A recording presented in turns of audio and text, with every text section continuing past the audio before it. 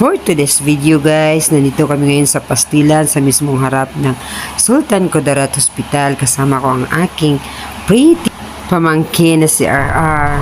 Dahil first time ko dito sa Sultan Kudarat, ito po talaga ang una kong napansin, yung green na building na ito.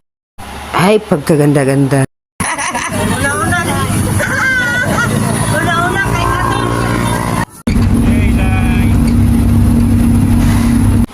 Yung husband mong from a camera shy to being an instant vlogger, ang masasabi ko lang talaga ay pwede na.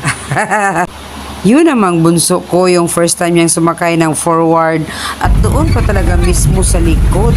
As in, ang tapang. Ang cute ng anak ko.